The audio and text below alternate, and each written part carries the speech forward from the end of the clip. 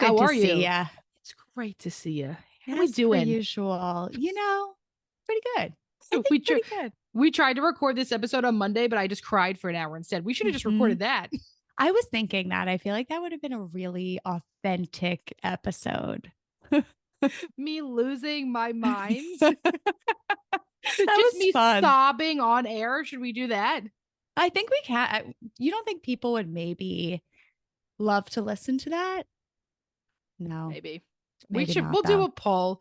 If you'd like to Well, hear if you'd like to hear an entire episode of Emily crying. of Emily having a breakdown about feeling like a failure as a mom, as a business Oh. owner, feeling burned out and overwhelmed around the holidays, let us know and we'll just And record me me just crying. reassuring her that she is not a failure, right? That was literally our whole episode. I think that's a good one. That maybe it should be. All right, well, we'll do a poll. But for Look, today, that this is not what our overwhelming episode it's not what it's was. about.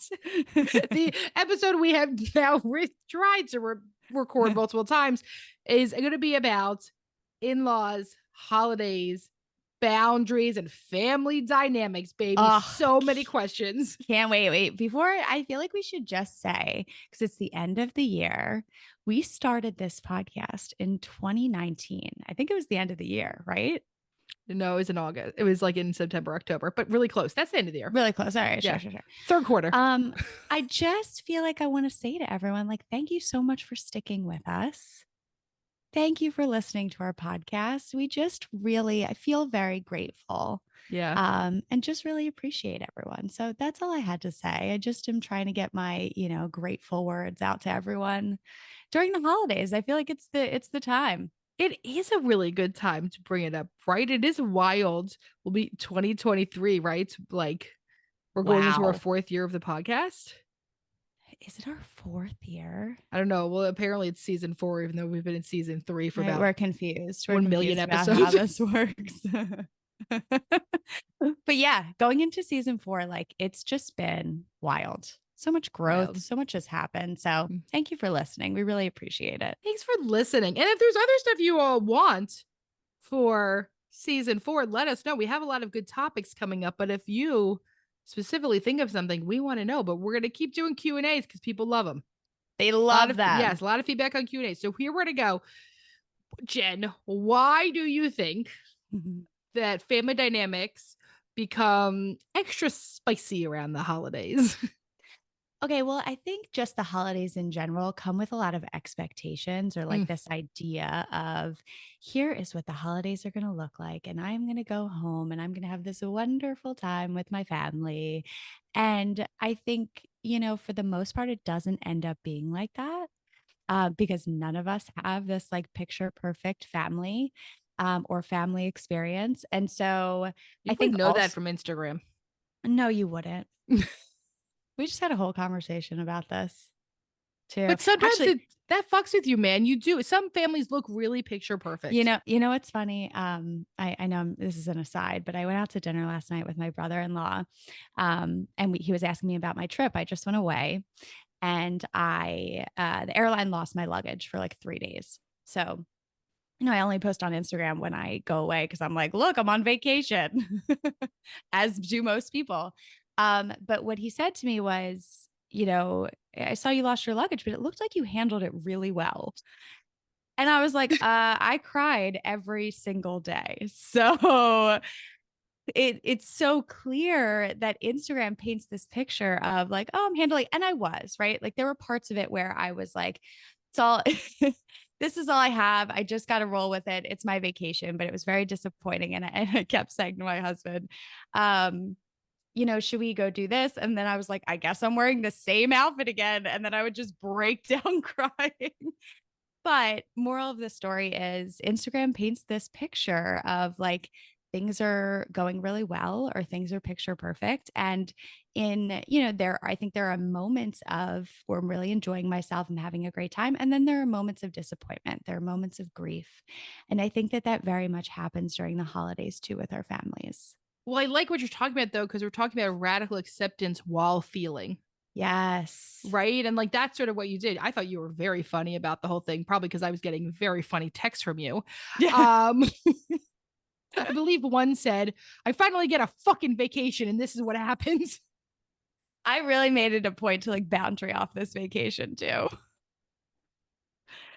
And I tried you so just hard. you gotta But roll with it. It was out of my control. But you're also allowed to be sad and angry and disappointed. I would also feel totally fucking bummed that like you planned this whole trip and then like they lost and it wasn't like it was on the flight after. Like they had no idea where your luggage was. Like Yeah, they it had no was clue. days. They put So someone else's name on my luggage. yeah, so it's one thing if you're like, oh, it's got on the next flight or something, but like you really had to have radical acceptance while also feeling what you're feeling. And that's what we want to encourage people to do for the holiday season, right?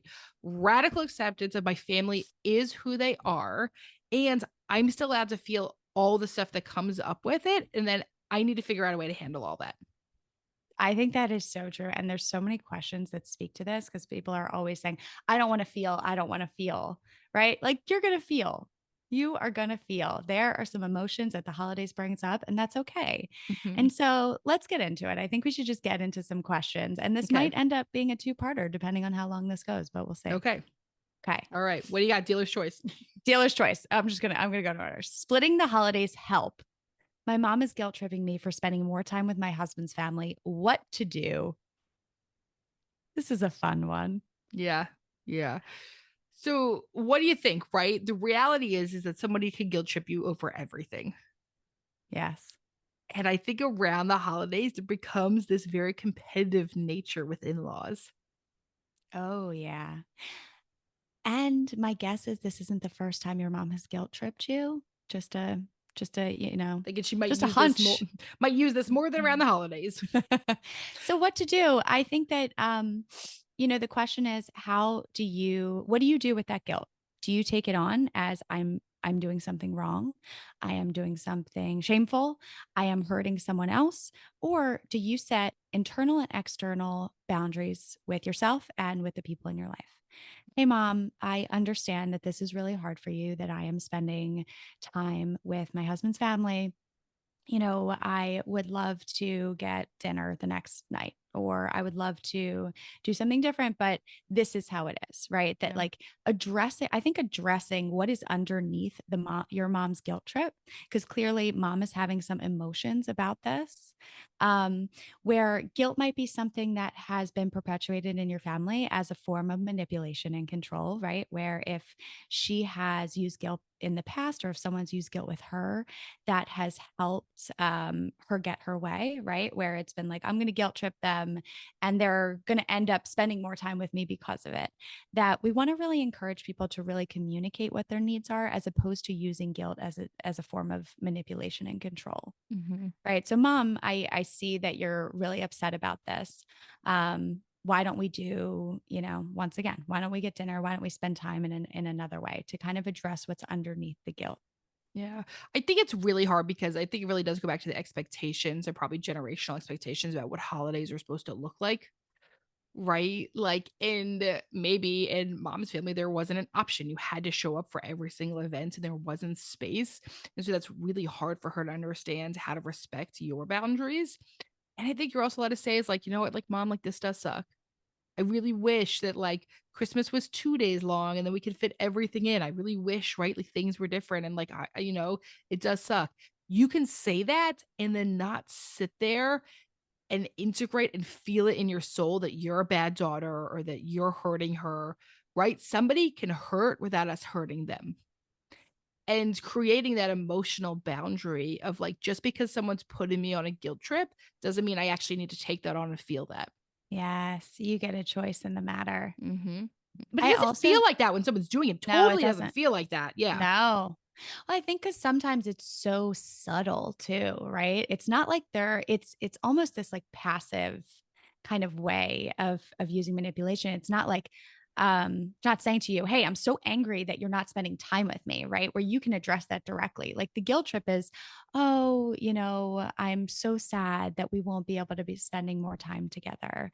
Right. And so I think that reframing like what the guilt trip means, and what's going on in that relationship, I think is really important too, because Yeah. in that reframe, you get to set more boundaries and say, I'm not going to take this on as something that I have to, change. I think especially also if we have a family history of guilt trips, it's really easy to want to go towards the situation and be like, I'm going to dance for the holidays. Like, mom, like, we're just going to have to deal with it. Right. To like be like super boundaried and like sort of intense with it because you're almost like, you're so ready to fight the guilt trip because you're so used to it and you're so predicting it that you also don't go in being your best self when you deliver this news. So I think like also the relational dynamic is like, how also am I presenting it to the other person? And say like, because then I can walk around saying, you know what? I was really kind and really generous in how I did it. They still reacted the way they did, and I can't control that. And here's what I did on my part, right? Like, Mm, how do I do the accountability part? yes, absolutely. All right. Well, here's going to be a good one. We're going to go right back into that radical acceptance. How to accept that my parent will never change and make peace with that. Oof, this feels like a bigger than just Yeah. the holiday question. Accepting that your parent won't change doesn't mean that there's a part of you that stops wanting them to. Knowing that there's a limit to your parents' capability doesn't mean that there's a part of you that doesn't desperately want that to not be true. You're still allowed to have those feelings, and it's about what you do with it. I also think we look at acceptance as like, this is a place that I have arrived at, right? I've Ah, arrived and I'm never leaving. Right? That we kind of look at it as I am going to eventually do enough work on myself that I am going to completely accept this. I'm never going to have those feelings of I wish it was different and right. And so so think of it as a journey, right? There are times in which you're going to be able to get there and have to work to that place of okay, I've accepted this about my parent. They're not going to change. And then you might get back to the place where you're like, okay, I hope this will change. I hope this, right? So it's a little bit of a journey. It's not an arrival, it's not a destination. mhm, And so I think bringing yourself back to that place and continually acknowledging that grief that might come up of them not being a certain way or you yeah. not having the type of relationship that you wish that you had. So I would love to say that there's this like destination that we can get to with your bags arriving on time. Well, but it also brings in someone else had written in it and asked, "How do you get over family envy, envying someone else's dynamic with their family?" And I think the Oof. thing is, I know, is that you can get to a place of acceptance within your own parents and family members. And then let's say you interact with someone, you attend some event, and you see this other family that's just like, oh, laughing together and seems super connected.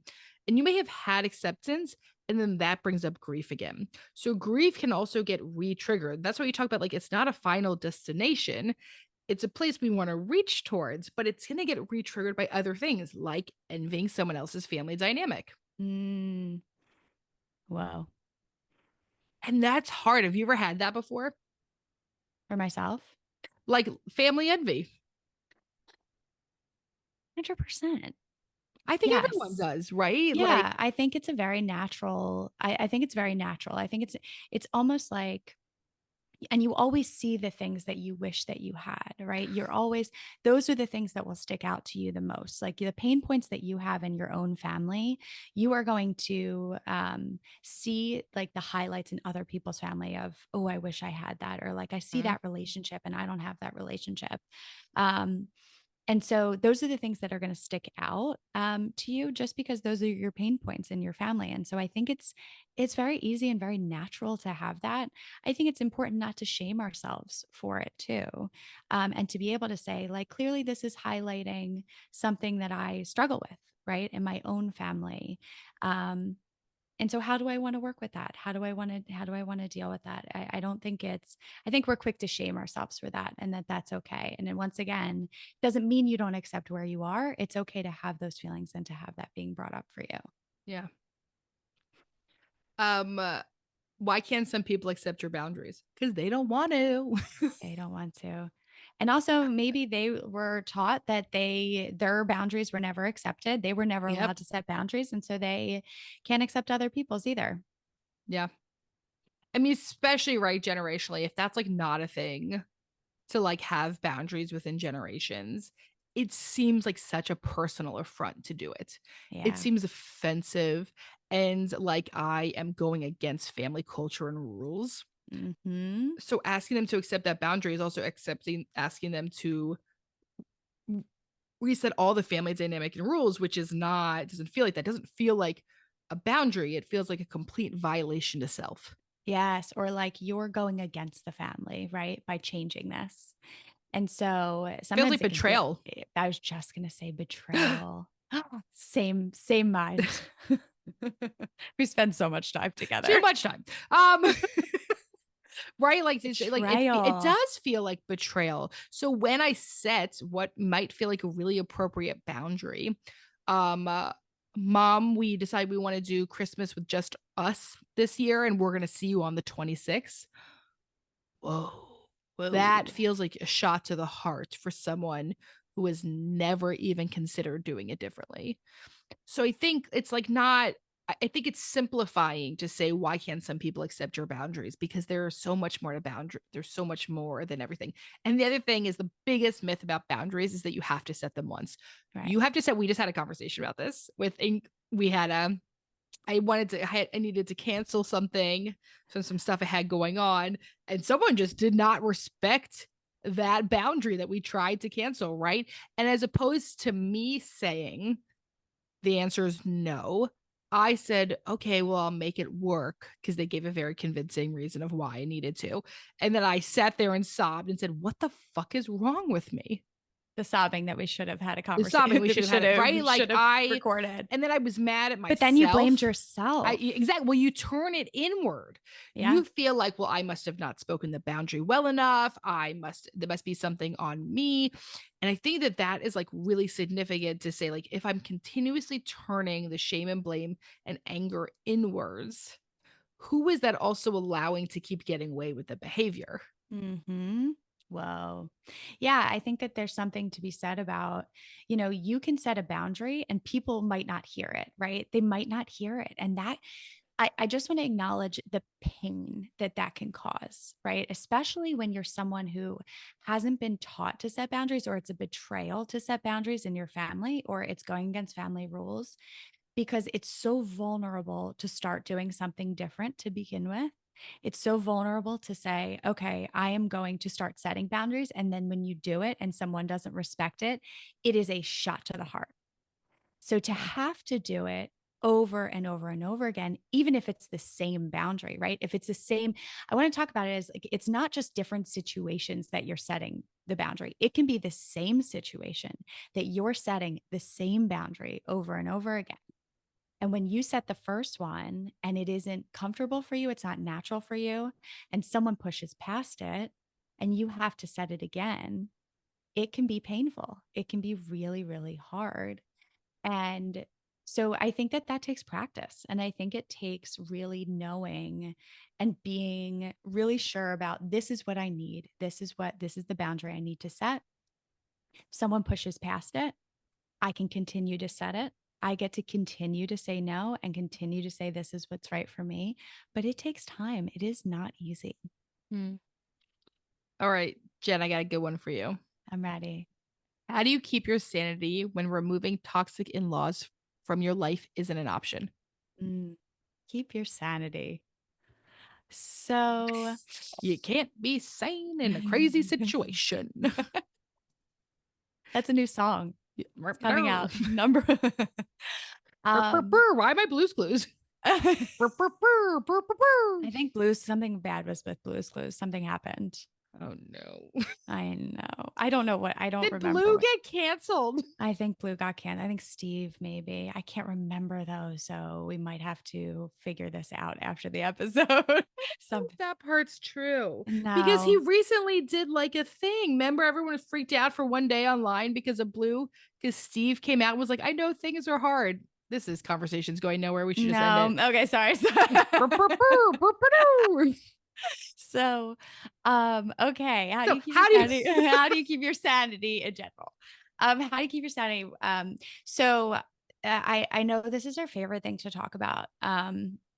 Your boundaries are essential. Your boundaries are so essential, whether that's having a conversation with your spouse or your partner to say, hey, listen, When we're with your family, here are the things that I'm going to need to do for my own health. Here are the things that I want us to do together if possible. Have a conversation with your partner about here are the things that I really need in order to take care of myself when we're with your family. I also think you can talk about time boundaries, right? As opposed to, yeah, we'll come over for the day. Hey, yeah, we'll come over at this time. We have to leave by this time, right? You're setting these very verbal time boundaries so that you really know that you get the choice to leave. You get to make these decisions for yourself. You're already setting boundaries around how much time you're spending together. Um, I think, too, there's something to be said about um, learning what your boundaries are in the context of new relationships. So, depending on how much time you have spent with your in laws, um, maybe it has taken you time to figure out what boundaries you need and what boundaries you need to set. This might not be something you know off the bat the first time you spend a holiday with your in laws. This might be something you have to learn over time as also as your family changes, right? If you start having kids, um, whatever, if you need more time for other things, whatever it is, it's okay for those boundaries to adjust over time and for you to figure out what boundaries you want to implement. And they can be different every year. So I think that really making an intentional choice to talk with your partner and say, what boundaries do we need to set this year, right? What boundaries do I want to set this year? How do I want to communicate those boundaries? And reassess them every year. Preemptively do it before you go spend time with your in laws. And I think, yeah, just the importance of being on the same page with your partner, because that is what will keep your sanity. Yeah. Really, what's going to keep your sanity is the grounding you do with your partner. You and me were on the same fucking team. You and me were us, right? We do this together. And if I feel like I have a partner in it and that we're on the same team, we're on the same page about how we're going to handle this, that's how you keep feeling sane. It brings it back down. It brings you back to earth together, grounded. Oof. Okay, ready? Yeah. How to make sense of the fact that my parent can't celebrate my wins with me. Oof. So I think there's some grieving in that, right? I think there's some grieving. I think that sometimes we can develop an internal motivation of I am going to be so successful, and when I get to this point of being successful, my parent is going to be able to support me and celebrate in that. And finally, we'll have the relationship that I wanted us to have. And then you get to that point where you're like, holy shit, I have done all of this. I have become so successful. And you realize that their inability to celebrate your wins was never really about you. Mm. It was always really about them. And I think that there's a piece of that that can be so motivating, right? Where you're like, oh, I can get to that point, right? There's something that was motivating about it. But there can be a lot of grief when you get to that point and you realize that your parents still can't be there and still can't celebrate those wins with you because in the end, it wasn't about you. So I think that depersonalizing it is a big part of that process. I know that that's not easy. And sometimes we have to go to our chosen family to be able to celebrate those wins with them, right? The people who maybe feel more secure with themselves are able to really be there for you in those wins. And sometimes it's not a parent. And I think that that can be a really hard thing to come to, but also a really important one. And to remember that their inability to do it is not about you. You know, the thing that comes up is also, right, so they said how to make sense of. I think that there's going to be certain things that we can't ever make sense of. There's Oof, gonna be times dagger when to the I heart. know, there's gonna be times where we say, maybe this person shouldn't have been a parent. Maybe this parent that maybe these people should have gotten divorced. Maybe they should have moved away from a situation that was bad, right? Like, there's gonna be times where we do not make sense or understand, and we don't need understanding to accept, Mm-hmm. right? But that can fuck with you because what we want, we think to ourselves, If I can get this, then I can get through it and get over it. Mm-hmm. And that's not always the case. So the question is, how do you fulfill that for yourself and other relationships? Mm. Right? Who You, does celebrate the wins for you? yes, that's a good question to ask And do you yourself. celebrate them for yourself? What would it be Ooh. like every time, right? If you were to sit there and envision and say, when I call my parents and tell them about the promotion, I want them to send me flowers. I want them to scream. I want them to jump up and down. Okay, now I'm going to ask you to do all of those things for you. I'm going to ask you to send yourself flowers. I'm going to ask you to jump up and down. I'm going to ask you to scream on your behalf because you still deserve all those things always, but we can't control who they come from. And sometimes we keep going to a parent expecting them to have, right, that reaction that they never have. So my question would also be, what does that do to you to keep going to that parent and not getting that response? Right. I think Yep. that there's a lot of hope in that of I'm going to go to this. I need to call, my dad. I need to call my mom and let them know what I did. What's the expectation of what their response is going to be? And then what has the reality always been? Yeah. I That'll know that's fuck you up, man. yeah, I was I just mean, going to say that's a hard pill to swallow. I know, right? Like I'm sitting here and just thinking about this person. I don't know why this question is like really touching my heart. Um uh, but it does sort of fuck you up to Mhm. want and want and want and hope and desire and look for, right? And something that my therapist and I talk a lot about is like progress versus potential. Right? So even though you have a parent that has potential of doing this, if you don't see anything towards that, you're living on a dream that's going to really hurt you. Living on a prayer, if you will. Oh, man. We're halfway there. That was I could good. break Thank you. I could break out into song, but I'll spare you. Okay. Okay. She's back to Blue's Clues. Okay. I- So, we're gonna run out of time. what? I know. This is insane. Um, Wow. I know.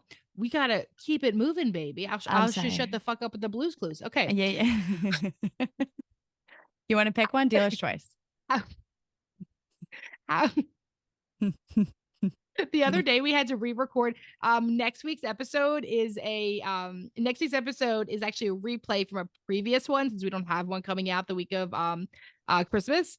But we had to re-record the intro and we had to record it multiple times because we couldn't stop laughing. And then we finally did it well, and you could hear Millie, my daughter, screaming outside the door to get in. I think she should have just recorded it. I think She that would have should been have the just answer. recorded if she could read. Um, but it was very funny. And now I'm sitting here and I can't stop laughing again. Okay. Here's my choice. How to deal with feeling like an other in my family. Mm. I think one of the things that comes up for me is one, other is not always a bad thing. Oftentimes, feeling like the other in your family means you're the truth teller and you're the cycle breaker. And it still does not feel good because as human beings, we are meant to live in communities and to feel accepted, and we will always, always want that. So I think the fear of feeling like the other is that you can get left behind, abandoned, or rejected by the pack. And that is a horrifying idea. And I would ask, right? Have you always felt other? And if you feel other, what does that mean in your relationships with your family? How do people respond to you? How do people react to you? What happens? And how have you previously dealt with that in the past, right? Because the question is, I think the thought around you might have dealt with that in a very specific way, something that maybe has helped you survive in your family, and I'm wondering if that's still working for you, right? And so I want you to look at, if there are times in which you have felt left out, what are the ways in which you've dealt with it? Did you have to mask the fact that you felt other or you didn't fit in? Did you have to try to fit in but it didn't feel authentic to you? do you want to be more your authentic self now? And what does that look like in the context of your family relationships? So that's that. I just have so many questions as per usual. And I just would want you to ask yourself some of those questions and see if the way in which you're responding to feeling other in your family is still serving you in the same ways maybe it once served you. Yeah. They talked about how to deal with it, right? So, like, I would say that's probably especially heightened around the holidays. So, I would say, like, what do you genuinely need to feel supported and to feel grounded? And I keep thinking of the idea of like hugging yourself, right? Like to feel held by yourself during that time. And it might be that I have to take breaks. It might mean that there is like a few family members that I have good individual relationships with as opposed to a whole, and I have to zone in on those. It might be that I give myself a task during those times, right? I'm anxious. I feel connected. They're all talking about football, which I hate. And I feel something. So, you know what? That's going to be the time that I go do some dishes just to get out and like do a little mindfulness, right? Like you can do something that's separate and then say, like, okay, now I'm going to try to go back in. And I feel a little bit separate, but I'm going to try to re in again and like being very conscious about what's happening. Like, did you feel like you had to pretend like you liked football in order to fit in? Right? Or did you? At first, I thought you were asking me it as an actual question. And I was like, no, I don't know. Then could you imagine if I thought that was true of you? Like you pretending like you enjoyed football? I wouldn't even be able to pretend because I know zero No, things. no interest, literally no interest. That's how, yeah. I mean, I think so. So that would be my question is like, have you in the past pretended that you enjoyed something you didn't? And now can you just be like, hey, listen, I fucking hate football. And so I'm gonna go on a walk or like I'm gonna do something different. I'm gonna crochet. I'm going to do needlepoint. I don't Yes. know, right? Yeah. And so I don't know why those were the other hobbies, but that's what came to my I mind. know because we're getting into a very gendered thing that's sort of interesting. I know. Let's We get also away from said that. dishes. Yeah, what are we Yeah, let's doing? try it. Let's That's going us going backwards. That was good. Reverse. Okay, so reverse. So let's say everyone's talking about how much they love crocheting, and you are like, I just really Love football. love football or the Black Eyed Peas.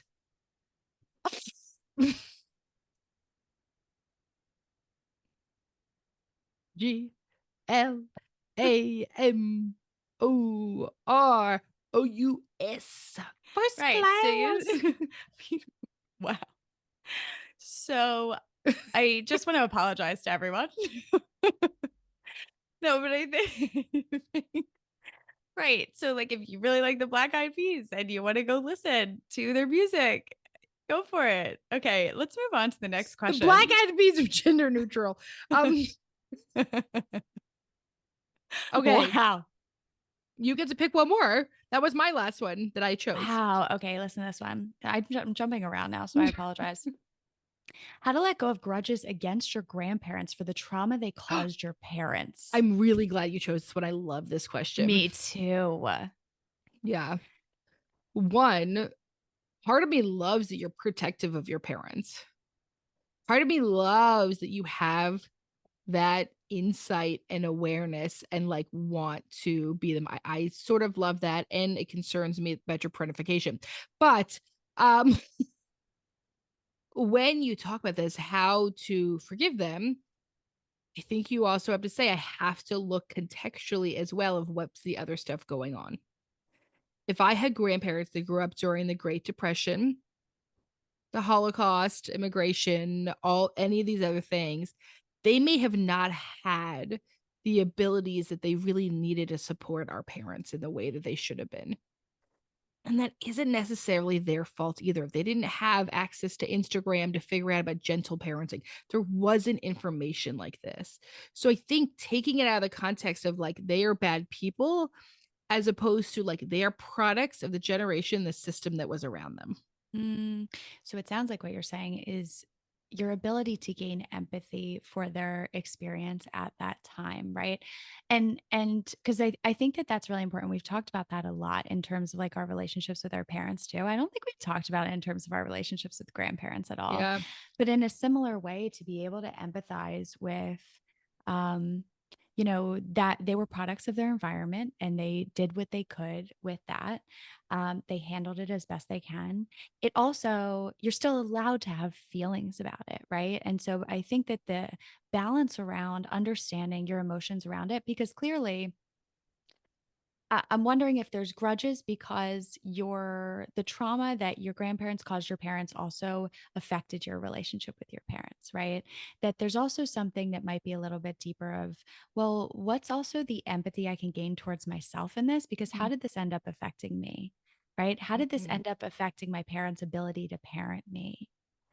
Yeah. Um, And, whether and I yeah, was, right. And I wonder if also sometimes we want someone to blame yeah, I think it's helpful. And I also think sometimes it's easier to blame grandparents because they're a little more far removed, or they're right? dead. Or they're I dead, mean, right? I especially if mean, they're not alive, right, right? Like very you're far like removed. super safe person to be mad at. Yes.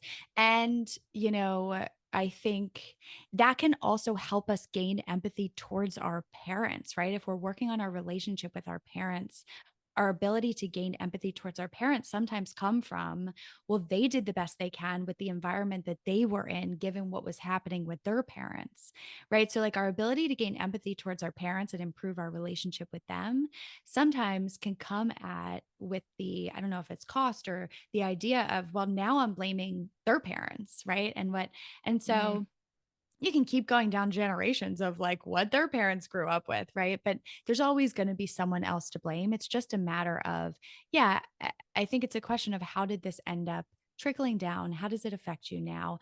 How can you also take care of yourself in that? And what can you do to be able to give yourself the things that maybe you weren't given as a product of the environment that you grew up in? yeah. Before we start with Dear Em and Jen, let's do. I'm putting you on the spot here, so I'm going to give you a Oh, second to God. think. But I'm just thinking, should we? I was just hoping we could both give like two ideas of how to take care of yourself during the holidays. Okay.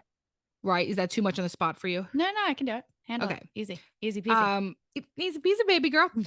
Okay, right. So like my first one I'm gonna say is checking in with your body and not ignoring it. If your body is telling you you need to rest, if that you can't breathe, if your hands are tight, if your muscles starting to ache, especially if you're someone who tends to shove feelings down, say you're sick. Take a break. Take care of your body. If your mental health is feeling like your physical health, take a day off to take care of yourself. That's my number one. I love that. Okay, here's another. Take all of the expectations off of yourself of how you should be feeling during the holidays. Allow yourself to feel how you actually feel. The Mm, holidays can be really challenging for people. And I think we talk about this a ton, but I don't know if it's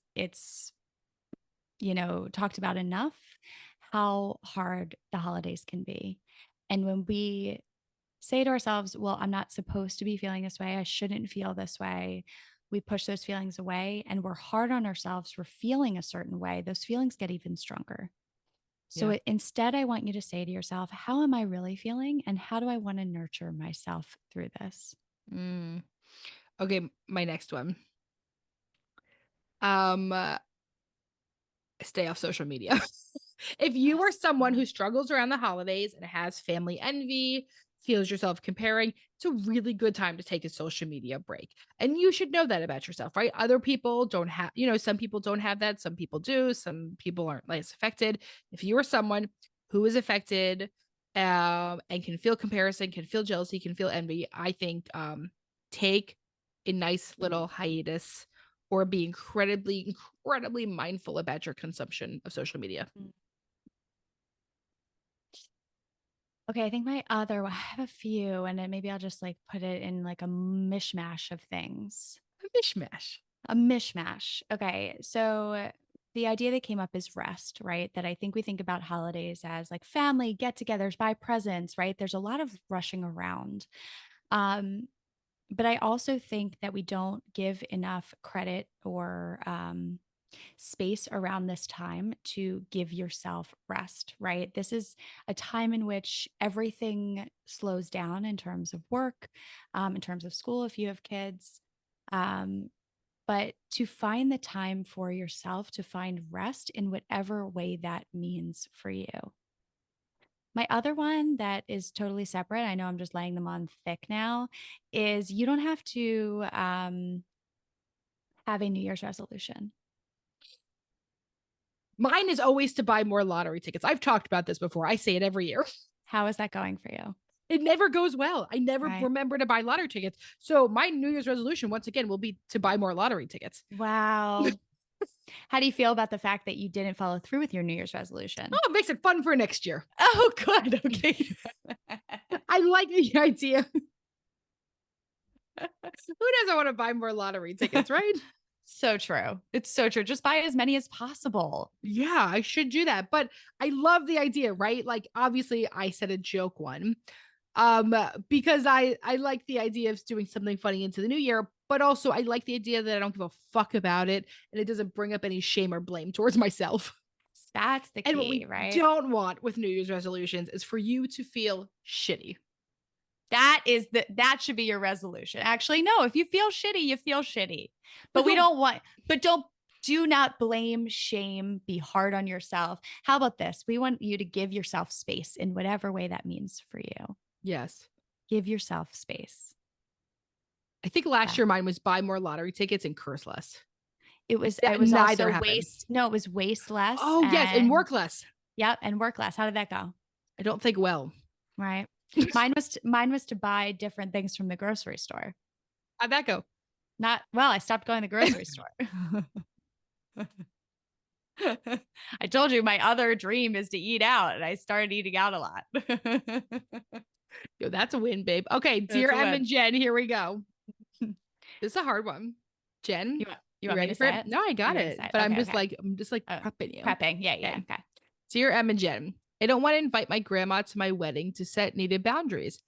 How do I navigate the hurt feelings and questions from others that are still close to her and not make my wedding a family drama fest? And if you don't watch us on YouTube, Jen's face like perked up because this is a brave thing to do. Very brave. What did my face look like? Because I wasn't even monitoring it. I thought it was like this. Your eyes were just like scary, because that's why I'm saying the word brave, because that's a big thing to do. Yeah. Okay, so I would come up with a script for yourself, right? I have to say, first, the fact that you just said, I don't want to, right? I don't want to invite my grandma to my wedding because I want to set these boundaries. It wasn't, I struggle with my relationship with my grandma, and so I'm not sure if I want to invite them. You know what you want, right?